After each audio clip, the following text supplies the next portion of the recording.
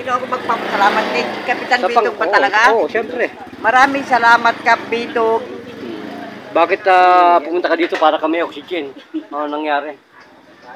Ha? Ano po, Nahirapang huminga, bakit? nahihirapan ako lagi humihinga. Oo. Para ako laging sinasakal. Ilang ospital lang pinuntahan mo? Isa lang po yung hospital. Oh, ngayon nandito ka sa sa kalye di Diyos ng barangay sa Uyo. Sa Uyo. Ano? 99. Gano'ng kasarap na po ang hininga mo ngayon? Okay na po, masarap na sa Ganun, pakiramdam. wala nang tali? Wala na po. Ilang minuto pinagaling ng Panginoon? Minuto lang. Minuto. Magpasalamat. Ano pangalan mo, sister? Frances po, maraming salamat, Kap Bitog. Ilan taong gulang na kayo? 56. Hindi na po kayo 56. 26 na lang daw sabi ni Lord. Okay. Gracias, Philippines.